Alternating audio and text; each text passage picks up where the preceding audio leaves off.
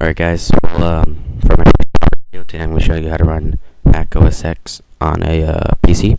As you see, I'm running Windows 7. You're going to need four things. I'll provide in the description. You're going to need a DMG. You're going to need Snow Leopord first. That's going to be in a DMG file. And need to ISO, VMware Workstation, and the snowy VMware files. And originally this is going to be a DMG file, which Workstation can read, but I don't find very good success rate with it, and using ISO is just better to use with it. So I used ended ISO, waited about 5 minutes, at least on my computer, because I have a quad core i7. So I don't know how it might be with someone say running what I used to run, like a Pentium 4, but it usually goes for me it was 5 minutes. Other people, some guy who had an 8-core processor said it took him 45 minutes. I don't know, but you're just gonna use any ISO.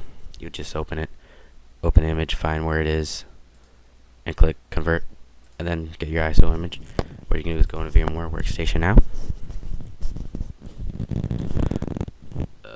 Wait for it to alright, go to open existing or VMware team.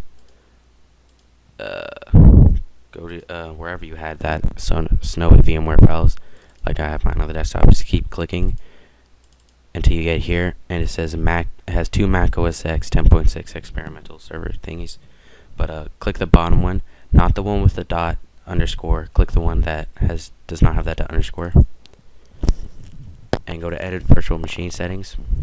You can do how much RAM you want to give it.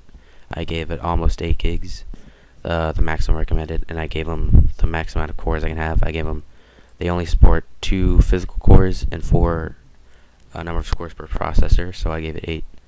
And here you can do how much amount of hard drive capacity. I only give them 40 gigabytes.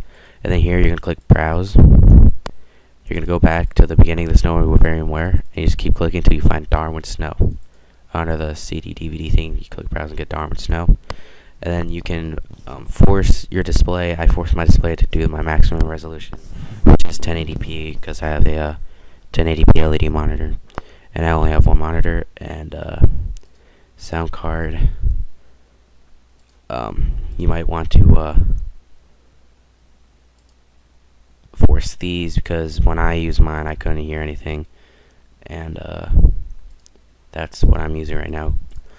And yeah, just all you really need to do is make sure that you got your Darwin file on the CD DVD, and just click OK, and then click on this virtual machine. And then what you're gonna do, you're gonna click into it, and here you'd click F8, but seeing as I already had it loaded up, you just click F8, and then here you would right click, click settings, browse, go to where you download, go to your ISO image of Snow Leopard, double click it, and then click OK, and then you're gonna click C. Once you click C, you'll eventually get to here. It might take you a little while, but you will eventually get here. And then once you are here, you can click full screen. Right now I have full screen, and you just gotta wait for load. And for you, it's gonna bring you to a install. Just do the install with it, and then it's gonna tell you need power off, power off. Open it up.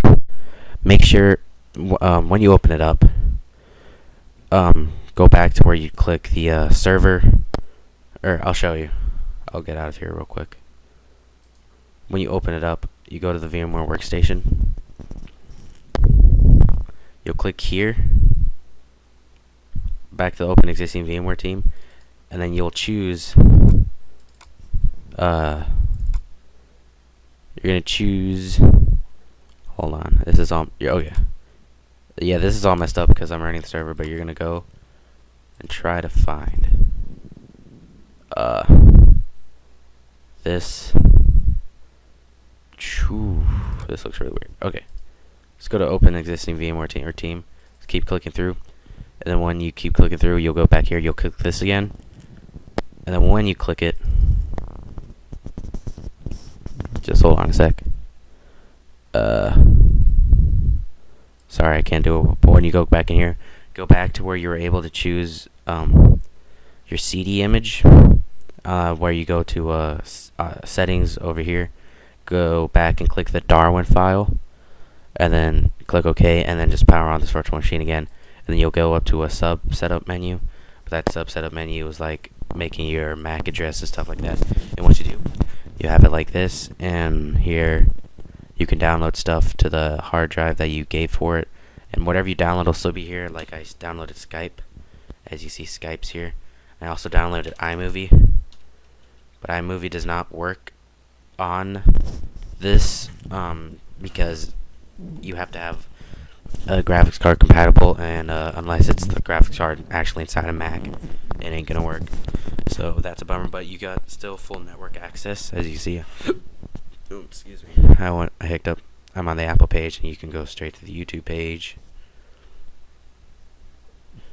And see here at the YouTube page, it's my channel, which is kind of sad because this is my first video, and I have like no subscribers. And as you can tell, I'm not really 29. I just made a random page, or random age, and yeah. So go and come here, click this button, and yeah. As you can see, this is legitimately Mac OS X.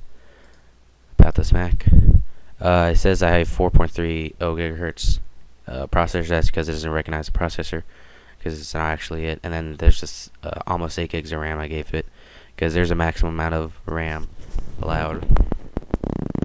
And see, total of cores 4. I don't know what is up with that. See, then here it says I have 30 gigahertz speed. I don't think that's even possible on a regular computer, not a supercomputer. Supercomputer is totally possible. See, George Rivera's Mac. Mac OS X software. Yeah. So, yep. Hope that helped you out there to get that awesome Mac OS X software without having to go pay $500 for a crappy Mac. I don't know what a Mac Mini or $2,000 on an at least halfway decent Mac, or you can get a $1,600 very awesome computer and run Mac OS X 10, or hey, even a $400 decent computer and be able to do it. So once again, Tech Talk here, signing out. Like, comment, subscribe, all that sweet jazz, and I just hope this helped you as much as it has helped me.